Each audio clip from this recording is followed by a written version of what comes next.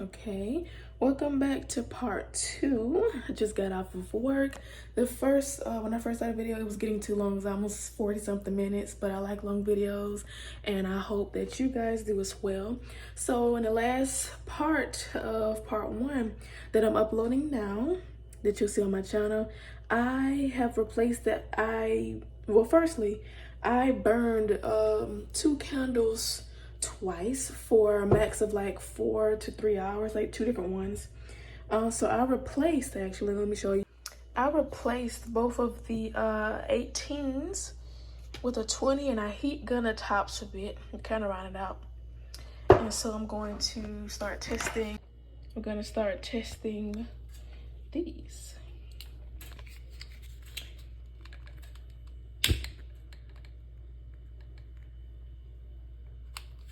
This was the recommended size anyway, but I thought it would be a little too big, so I was like, I don't know.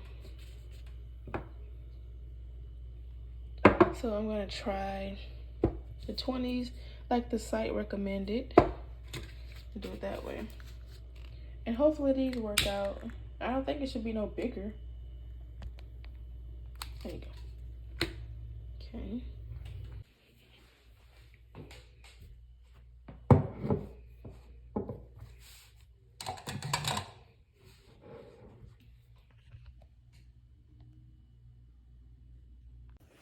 I know that one, like I was saying, is a very loud scent to honestly, not even one have been burning for like an hour or 2 already when I first started the test. And also the fact that even with the same wick, that one clearly needed to be wicked up because the milk pool was so small after 3 hours.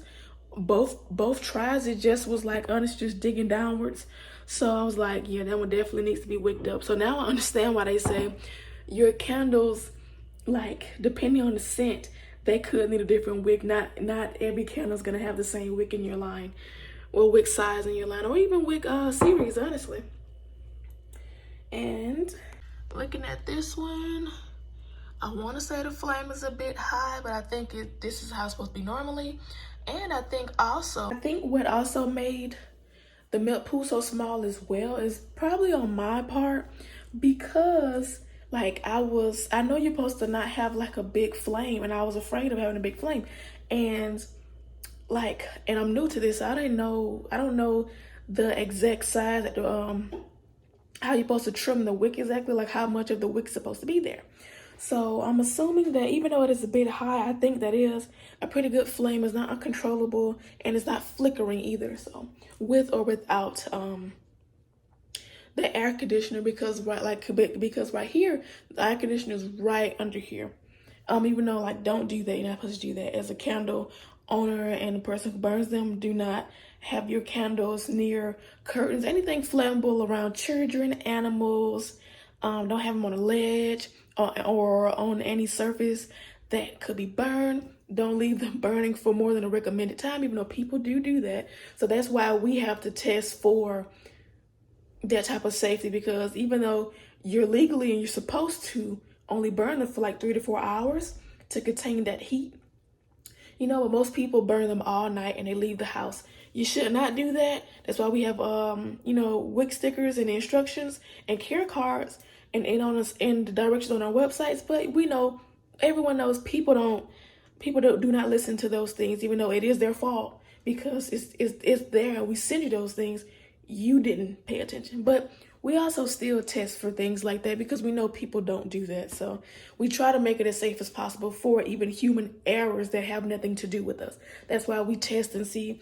You see, this is how you're supposed to burn it, and this is how it burns even with you testing like that. So whatever you did, we tested for that and we didn't get those results. So yeah, I guess the flame looks good. I'm trying to learn the flame and how low or high I'm supposed to have the wick. So yeah, I'm still learning that. I guess this is a good flame, I'd say. So we're gonna have this one burning, and this one honestly burned the best.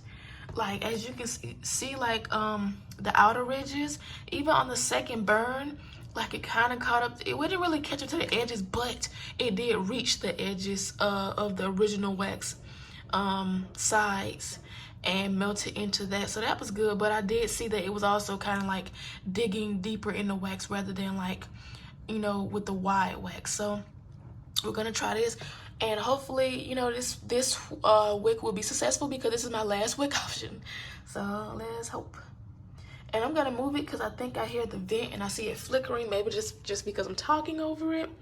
But I'm going to move it over here like I had it before. So I have this one burning like this.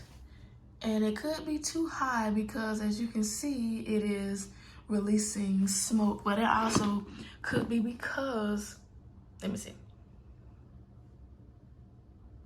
Okay, it was not because I'm talking over. It's probably because the air just came on. So I probably will need to trim it a bit because it is like a bit high and it's flickering. Okay, so I blew it out, trimmed it again, and relit it. It's still dancing and it's smoking a bit, but it's better than it was. The flame is smaller but still good. And also it's most likely because the air is on right now, because it wasn't doing that prior. So yeah, this one is looking really good. Flame is dancing a bit, but it's not too bad. Okay, so it's been about, I believe, 3, maybe 4 hours, and I trimmed the wick. The tops look good. Let's open this one. Okay, tops look pretty good, and it's crazy because this one still got some hang up on the side, but it still did pretty good.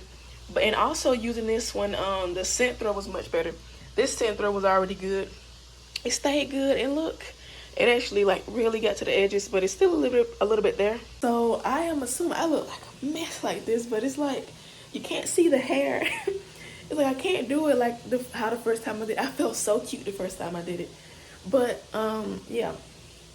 So I'm saying that their wig suggestion I think was perfect. Like for other people it was too big. For me, I went like 2 to 3 sizes down. I tried 14, 16, 18. 18 was pretty good, only for the baby's bottom. For Coco Creme, no, the milk pool was trash. I don't know what it was. And I changed them to 20. I think the 20 is perfect. It seems like it is a little hot, but I don't think it's too hot because they still hang up on the side, especially with, like I said, baby's bottom. Like, I don't even think it's too hot.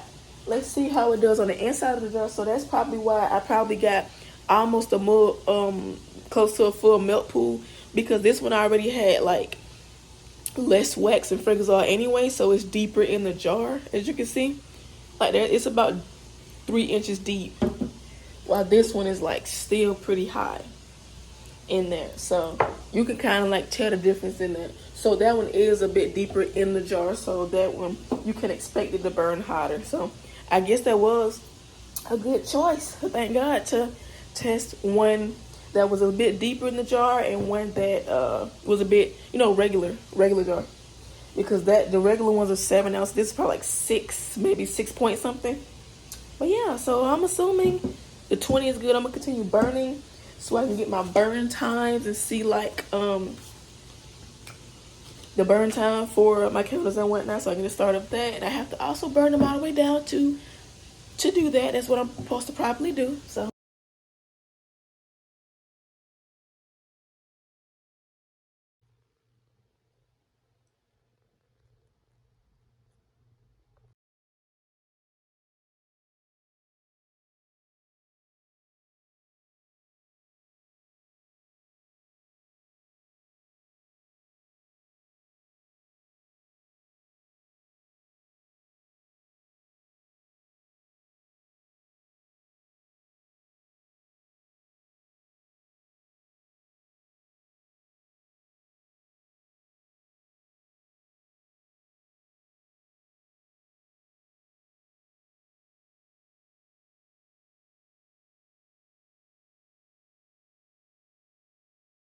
okay, so what I have decided to do I have decided to honestly, I tested 3 candles so far.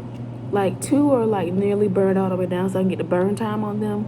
1 hot throw was like really good, like I said, and the other a little. The main thing is, okay, so this test, I realized which wick I should use. Like the wick that they recommended me, which I thought would be too big, which actually ended up actually not being too big, was a perfect wick. So thank God I found that out. And I'm going to make some more test candles. And this time I'm going to test for the hot throw again, because this is what this test was supposed to be for. Also the wick size too and whatnot, but that failed this time. And I have a very good reason why I think it failed, because I did it right. I did everything right. The only thing was like transferring the hot wax into my pouring pitcher that was cold. It dropped the temperature down to like 140, 145, 160. And I'm supposed to add it at 190, 180. So somebody passed through. But so that's what I'm trying to figure out as of now. I know what would help could be an automatic pouring system, in which I already want one of those anyway. But it's like I'm in the beginning stages still, and I'm kind of like, I feel like they'll be being extra just to get that, when I'm like, I haven't even made a sale yet for those. I'm not even selling them yet. So I don't know. But I just need to find a system to be able to put, like, transfer my melted wax from my Presto pot to my pouring pitcher, because I don't want to have to continue to heat gun my pouring pitcher, and which probably won't even work. So, and then like also I waste it easily just pouring in the pouring pitcher anyway. So I don't know. I'm trying to be, the thing is, I won't use my pouring pitcher because I don't want to. I did in the beginning when I was making test candles and when I was making wax melts, like last year and whatnot. I would, melt. I would do the double boiler method. Thank God I remember. Amen. The double boiler method in the kitchen, but like I don't want my wax in the kitchen, and then the kitchen is messy and whatnot. I don't want to have my stuff in there be standing over a stove. Even though that'll help, it's just that, like, my folks, like, they keep their house how they choose to keep their house. So, and I don't want to make my things in the kitchen. I don't feel like that's the most sanitary thing to do, because it's also a kitchen too. So I don't feel comfortable doing that. And then you always see like things can just get in the wax. Like you just automatically, you see something like a piece of hair. I'm like, where did that even come from? I do not understand that. Like you can have your hair up, your hair is not even out. You find a random hair or a random piece of fur. I don't get it, but I don't know. Like you'll wipe the table off, nothing's in there. I pour the wax. You see something random, I'm like, where did that come from? So I no longer, do that in the kitchen. Thank God that was my test kit, and I said, I'm not gonna do this anymore. So I use my Presto pot, in which I make sure it's like always clean and whatnot. So yeah, I gotta find out how to prevent that from happening. Finding random little hairs and stuff where my hair is not even out. So I don't know where that came from. I wiped the table down, I wiped everything down. Where is this stuff coming from? I don't know. So that's why I also no longer want to make anything in the kitchen, even though that will help having a just already melting it in the pouring pitcher, letting it go down from 190 to 180, and then add the fragrance oil. So, and I'm also thinking about because it won't be a problem. I just wipe it out like how you do the pouring pitcher. You can do the Presto pot like that too, we'll just wipe it out. So what I'm thinking about is also, if not, try the kitchen or heat gunning the pouring pitcher. So honestly, I'm thinking of there's a way I can do it. I can heat gun a pouring pitcher before I pour the wax. Even though I really don't want to do that, then it's tedious. There's another method I could use, is just like pouring the fragrance oil while it's inside of the Presto pot still. I don't mind that because you could just wipe it out like I can the pouring pitcher, and honestly it's easier honestly to clean out a Presto pot than it is a pouring pitcher, because it has automatic heat, and I also think it has ceramic plating, so like the wax sits on top, like, and it bubbles, you know, like how like raindrops are, and they just are a bubble and they don't split, they just move around. That's how it is in a Presto pot. It just bounces around, it'll sit there, so you can easily wipe it up and get the scent out, so it's not really a problem. The thing is though, I think that's the best method, putting enough wax in there like I've been doing, but putting enough wax in there. But yeah, like I was saying, there's a lot of people walking in and out right now, and I think there's somebody else. But yeah, honestly, I'm thinking about just adding the fragrance oil in a Presto pot. The only problem is I just don't know like how to pour it. Like, okay, so I add it, so that problem solved there. But do I pour it from the Presto pot to the jar? I think that'll be messy. Or do I pour it from the Presto pot to the pouring pitcher? But then it'll cool down too much as well. Even though the fragrance oil is already added, it'll still cool down too much. I have something else to clean, and I pour it colder than I probably should too. So I don't know. I think that's the best solution, but I just don't know how I would get it in the jar. Maybe I could ladle it. I don't know, because then it's like, okay, I get under the rest of the wax to where it's for one less candle. I mean, for the last candle, but I pour it in. I don't know. Yeah, so it has been almost a week or two since I made since I started this video. I forgot which one I was testing. I think it was that new cocoa creme I made. Yeah, I have been testing that this week, and it's okay. Like I keep saying, it's okay for a small room, but it's not to where I want it to be and like what's sold, you know, elsewhere. It's still too subtle, but also it was a subtle scent. So what I just did was I just made another tester, and it is one of my stronger scents and whatnot. So I'm trying to see what my stronger scents, but I also went up on fragrance oil. I probably should try to my more subtle scents, but I went up on fragrance oil from 9% to 10%, which took me a while to do the math because I forgot I forgot like how many grams I actually needed, you know, for my formula. But thank God I eventually got it, so hopefully it's right. But yeah, I made some more reels in which you'll see on my Instagram, like I keep saying, at Destiny Hope Candles. I'm about to say .com, but Destiny Hope Candles on Instagram. I posted a few stories there as well, detailing my testing and whatnot, including me making this candle tonight, because it was around like 11 o'clock when I made it, and it's 12 a.m. now.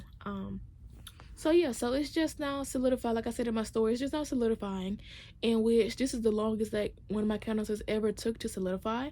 And I think it was because I poured it so hot. And thank God, I remember in the clip that I was speaking on before about my candle and whatnot, about, you know, trying to find a process to where it didn't cool down too much when I poured from the Presto pot into the pouring pitcher. And thank God this time, I think what happened was because when I poured the fragrance oil, okay, I measure out how much wax I need for my candle, and I warm it up. I heat it up in my Presto pot.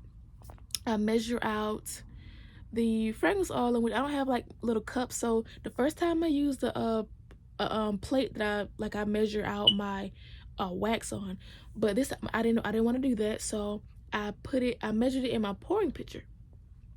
And then I pour it from the pouring pitcher into the Presto pot.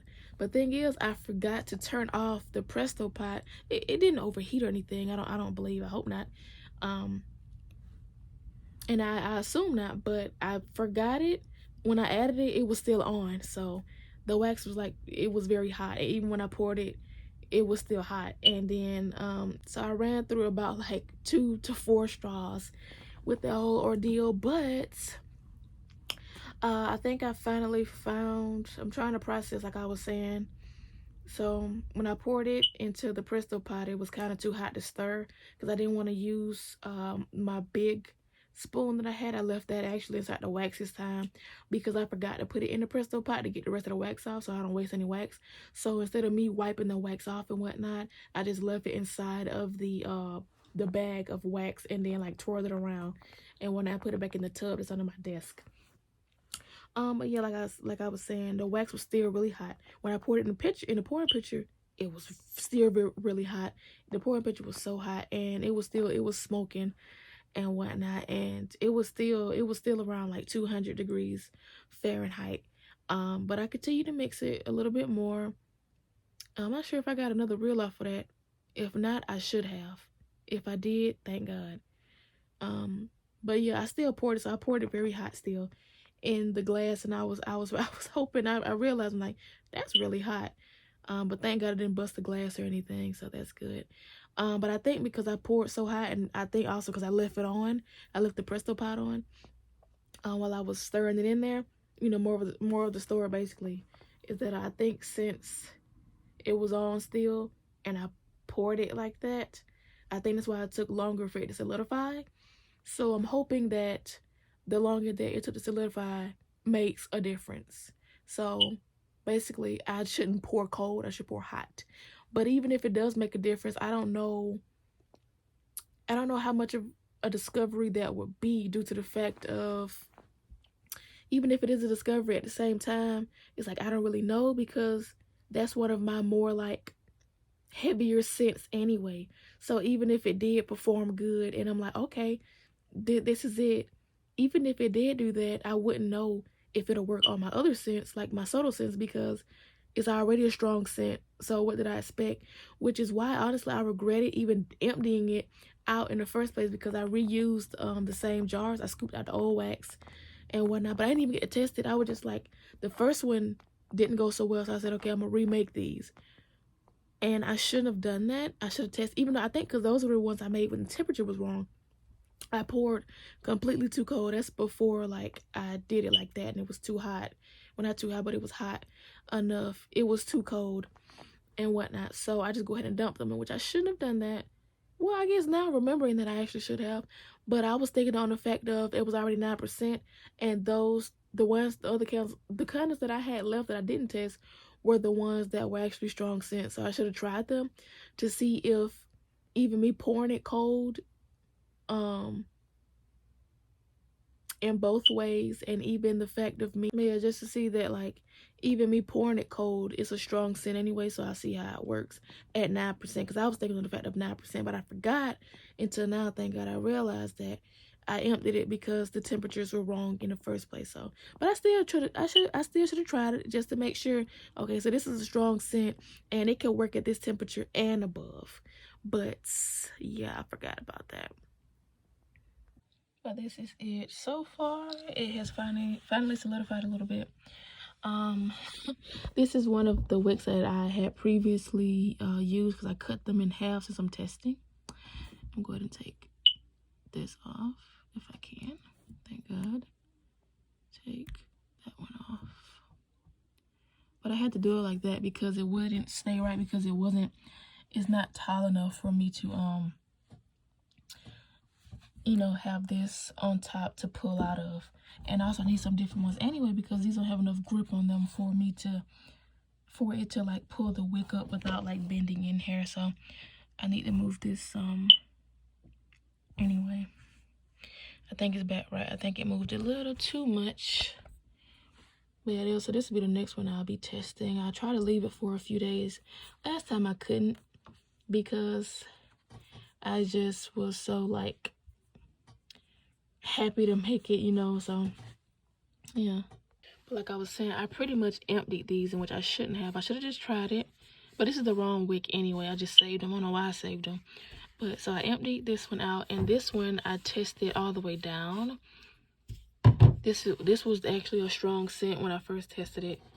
Went out a little bit at the bottom, but it was fine. But the wick, I couldn't test it any further. It's about like down here, but I couldn't test it any further because I didn't have like the little bottom piece on. So I was doing wickless testing. So by the time I got to the bottom, I actually like bent over, so I couldn't test any more effectively.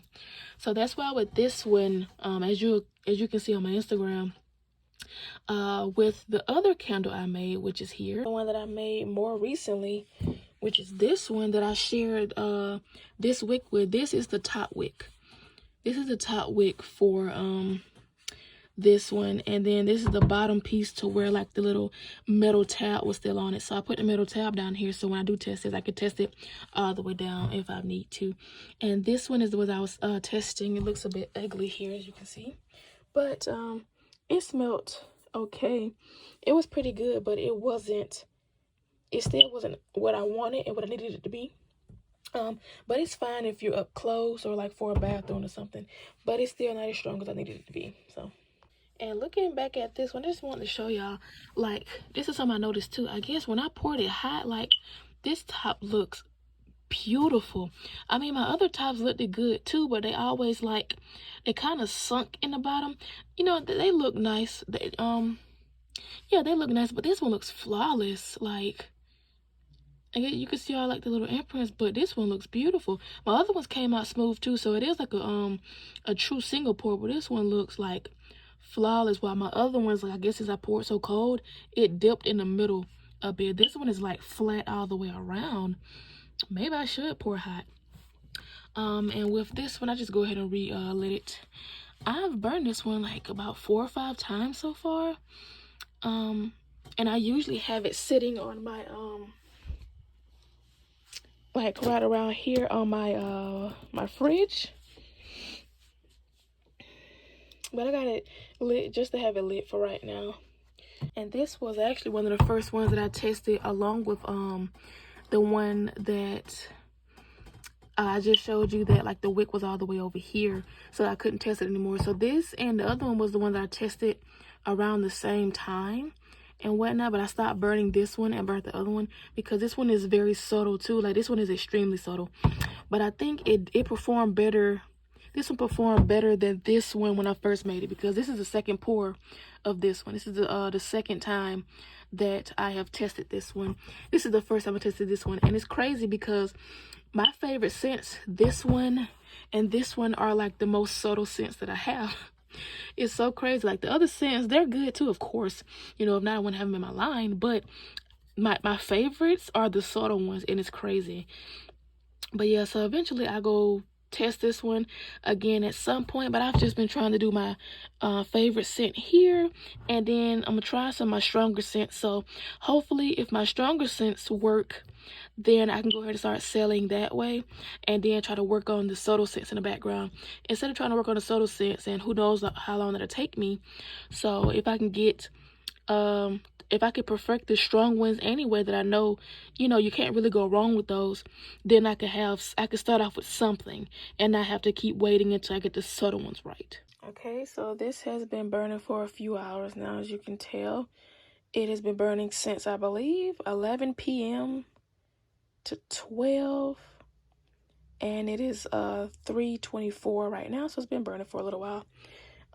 As you can see, like, the wick seems like pretty on point, I'd say, and this is gonna melt eventually, but the wick is on point, so there should be no problem with wicking. Someone had said I should probably double wick, but I don't know, I feel like this jar is like, I feel like it's too small to try double wick, in my opinion, because it's around like 3.14 inches wide, and I know that you should double wick when it gets around like 3.25. So that's when you should definitely start double wicking. And also, I was gonna try to make these work because it obviously does work. This one, and even from like where my bed is, I put it over here because I wanted to make sure, like, not just being by my bedside, I want to make sure I could smell it from across the room. And this time, compared to the last time, I actually can. It's still not as strong as I want it to be, but I still could smell it, and it was a decent smell. But I'm still just gonna burn it just to see. And this one has solidified a bit more. Still looking pretty. And I'm gonna see like how solidified is it. Okay. So I think I can trim it and then close it in, but I'm not sure yet because I don't want to like close them in too early, because that's what I've been doing. I've closed them in as soon as I see them like start to turn white. But I will say the cold throw isn't that great on these. Like, yeah, you can smell it. I don't know if I just have like too big of expectations. I don't know if I just don't know how to smell candles or what, but I think the hot throw, I think it's okay. I think it's minimal, and I think you'll get the gist of what you're gonna burn. But I mean, I guess the cold throw isn't as important as the hot throw anyway. But you can smell it. It's not like it has no smell, so you can smell it. So it's not really a problem there. But it is subtle. Yeah, it is pretty subtle. So one thing I will add is that I don't know. I feel like either the tops absorb the scent that you would smell from the top, or I don't know, but even if you can't smell it here, what you can do, you can smell it from the top. So what I've learned is that these cork lids, they keep a lot of the fragrance. So if you can't smell this, you can smell this. So that shouldn't really be a problem at that point. Update after burning it last night. It definitely looks better than it did before because it was yellow. I think it was because I didn't let it burn for long enough. But it looks much better. And that's why I think this is a good wick, because like it's still some hang up on the sides, but it'll get to it. And it doesn't tunnel either. Like it catches up to it. You can see it's all the way down on this side. So that could either be, it does look like the wick is further, like as you can see, like down here than it is up here. But I think it's still a good fit regardless. And with this one, it was hard trying to cut the wick back down, so it's easier to cut when it's lit. So I burned it for a little. As you can see, like I barely did anything, but I burned just the top, blew it out so I could cut it a bit easier, to cut it a bit shorter. But it actually ended up being like a good size anyway, because the flame wasn't too big. So now I know. So it is the next day. Once again, I'm burning it again. And what I will say is that it is becoming significantly better.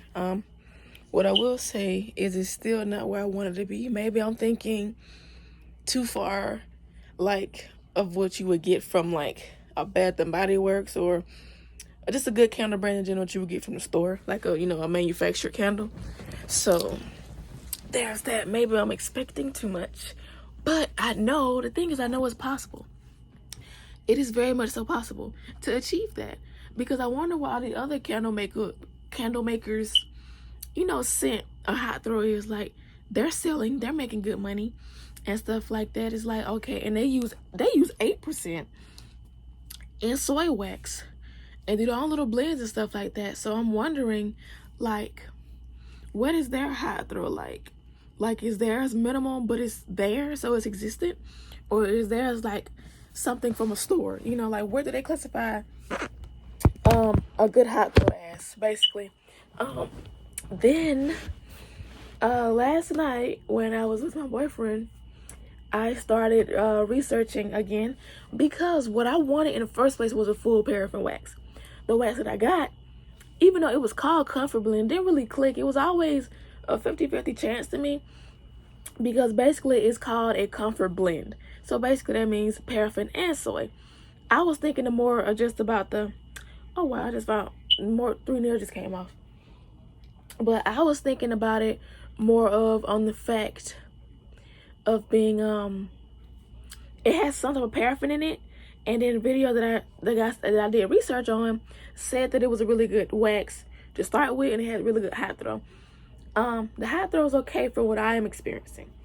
But I'm gonna test it with a stronger scent, like I said in the last clip.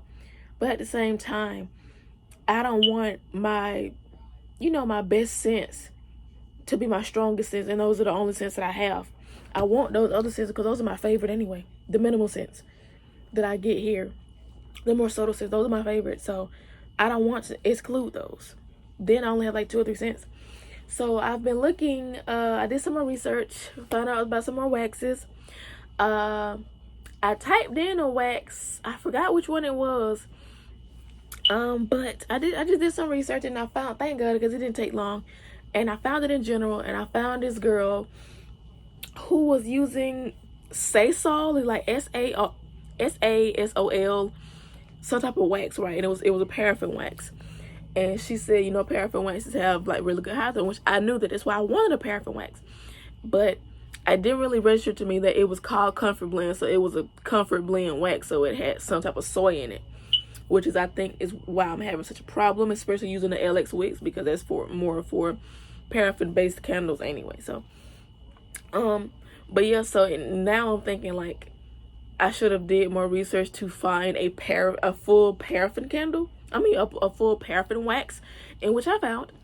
But so I was looking at hers, and like usually when you see YouTube videos about waxes and stuff, like especially certain good waxes, they're not in the US, usually in the UK.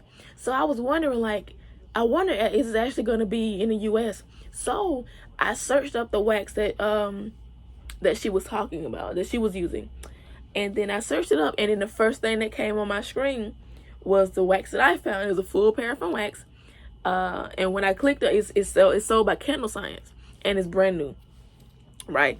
So I'm gonna put up here somewhere, like somewhere over here, of where I even posted on my Instagram, that like this wax from one is from Candle Science, in which I use anyway, and I want to be, you know, in business with them and give them back-to-back purchases, and I forgot the word, but I just want to work with them, even though I do get my scents from the flaming candle, in which honestly, now I'm thinking about it, I may transfer. Even though I want to work with everybody, I want to work with a lot of people, you know, so I can get different brand deals and just, you know, get sent different stuff here and there, and just build relationships. Thank God, I remember I want to build relationships. So, and I don't just want to have one. But if I want to have one main one, I would probably go Candle Science. It used to be the flaming candle, but I'm looking at Candle Science. They have the waxes that I want. They also sell my wicks, so I buy my wicks from them. The new wax that I want is from them. And not only that, is like also and they even send PR packages to other YouTubers, like Remember About Candle Code and other people like that. So like when they come out with a new line, they send you out like the most recent line was their like summer camp. It's like a natural scent, you know what, nature. Thank God I remember, nature, not natural scent line. And they usually send YouTubers like PR boxes of like a whole bunch of sample scents. So that'd be cool. And I know like one person, one business who really does that and really like builds a relationship with their customers and with YouTubers is Candle Science. So I'm honestly starting to like them more, wanting to build my relationship with them, if anything. So I may change my scents from the flaming candle to Candle Science. So that may be something I need to look into, of like, because I don't want to test with these scents, you know, and then it works out, or I perfect it, and then I change to those scents, and then now I have to like redo everything. So I got to think about that as well. But yeah, back to the wax. One is a full paraffin wax, and it's a full paraffin wax. It's new. It has about like 7 to 9 reviews on it. All of them are good. Some of them say some of my LX wicks, which I already have. And thank God, because I remember that I was buying a different type of wicks, because I thought that from the research that I did, a lot of people, to mostly like almost everybody, was saying that their wick recommendation was too large. So I went like 2 to 3 sizes lower or smaller within wick, which it ended up turning out to be a fail and a waste of money. But I'll get to that, because the wick recommendation that I ended up buying, which was my last choice, ended up being the right one. So now I'm going to trust their site, right? I'm going to trust their site. So, and with that wax, like, thank God I found the pages. So like there's the page of the wax, right? And I also think good thing about this wax is it's a high quality paraffin wax. Don't mind my edges. It's a high quality paraffin wax. Not only that, it's new, so it just came to the market. So I was reading on the page. It just came to the market. It just came to them. They said it's not exclusive to them because it's been used for years by popular candle manufacturing companies for private label candles. That means that, because this is a more expensive wax, because paraffin is usually less expensive than soy. This is an expensive wax for 44 pounds. It's like $105, and they only give you like 2 options: 10.5 pounds and 44 pounds, which is still good because 10.5, I did the numbers last night, makes me about I think 31.66 candles. So basically what that means is I can make 31 full candles, and that's the 0.66 times whatever number that I needed, and it gave me like 160 or something like that. So basically my full candle needs 188 grams worth of wax, while I can make 31. The 0.6 is not a full candle. So that'll be my test candle. That'll be my first test candle to test out the wick size, basically. It's not a full candle, but it's high enough. So that one, I believe, instead of it being a full candle, which is 188 grams, in which I can make 31 of those, the 0.6 that's left, I believe is around like 160 grams. So that's around like more than half of the jar. So that means that it won't be a full candle, but it still be enough to test the wick. So think about it, like I said, it was a waste before, right? It's not a waste anymore, because thank God too, I went on their wick guide site. I went on their wick guide again for this wax, because they also listed that since this wax is paraffin, in which paraffin has like a lower melt temperature, right? So that means it's easier to like heat up. So if you overwick this even the slightest, like it can get too hot. So on their recommendation, since my jars are 3.14 inches within its width, that means that like they classify my candles as large. So that means I need an LX16, in which, ta-da, I have those over there. I have LX14, I have LX16, I have LX18, I have LX20, in which LX20 is the one that I'm using currently. The other ones didn't work. Is what I'm using currently. But with that one, I have to go from 20 to 18 to 16. And say, even if that is still too hot, right? Because their jar sizes go from like 2.94 to 3.25. So it could still end up being too large. So if need be, I can go from 16 to 14 because I already have it. So yeah, I know that was, about a 10-minute ramble, but I think it was worth it. And I just had to get that out. But yeah, but I'm so excited. Even though it is a more expensive wax, thank God they do give me 2 options. They give me 44 pounds, and then they give you a 10.5 pounds. So that's enough test candles, and it's a smaller batch, so they don't make you buy $100 worth of wax. They don't make you buy 20 pounds or 50 pounds or 40 pounds. You can start off with 10 pounds. So that's good. And since my candles are so small, I can make 31 and a half. So yeah, but what got me, because one is a full paraffin wax, right? What gets me though is that it's new to the market. So basically, like I was saying, people basically within stores and people from private label manufacturers have been using this wax, and it's just now coming to the handcrafted market. That means I'm finna be using wax that other people are using, like possibly like Bath and Body Works and stuff, even though they put all the extra stuff and them chemicals in there. That's why people get headaches and stuff like that from like their type of scents, because they be putting other stuff in there they don't probably need to. I don't know why they do it. I don't know why the U.S. puts half the stuff they put in their stuff. I don't know if it make it cheaper. You just add ingredients, in my opinion. I don't know. But if it already got a good hot throw, I got a good hot throw. So I don't understand. But yeah, like that just made me excited. Like, it's a full paraffin wax, and it's been used by companies worldwide, and it just now came to the handcrafted market. So that is the wax. That wax I will be purchasing. So I don't know, because I don't want to feel like I'm wasting this one, but at the same time, I need to bounce around and see what works for me. And I wanted to use a full paraffin wax anyway. I want to use a full, like soy wasn't just gonna work, because I tried soy before, even though it was for pillar candles. I don't like soy. I don't know. It's just, soy is just, you already know traditionally it's hard to, I won't say wick, but it's hard to get a good hot throw. So I already has trouble getting a good hot throw anyway. So, and they try to label it like, I'm not even finna get into the whole myths about soy and paraffin. They did it as a marketing ploy. That's straight up marketing. And like I always say, you can go to Black Tie Born, because I was a fool and, you know, believe the marketing and stuff that they had put out before until I watched this video, in which, if you didn't know, a lot of these soy companies and a lot of these soy waxes use paraffin. They just don't use enough to where they have to tell you about it or disclose the information.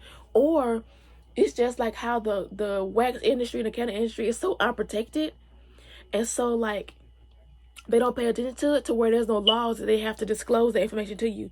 Say if it even is a chance they have 30% in there, they don't have to tell you, so they can still market it as fully soy for marketing. But it's all the same, and it just does the same thing. So if you're gonna have, if it sucks, if it does this and that, then that's just because you didn't wick it properly. It all comes down to wicking and your fragrance oil combination and your percentages and your pour temps and stuff like that. So if it sucks or anything like that, that's just not paraffin. Not at all. That's if you do not wick correctly either. And even people who have made soy candles said the same thing. I believe it was Tiana Coates. She's another big YouTuber who I watch and whatnot. And she's even said that, because I think she uses soy, right? She uses soy. So she even said that you can get the same problems if you do not wick correctly. And if you don't wick properly, you're just going to get that.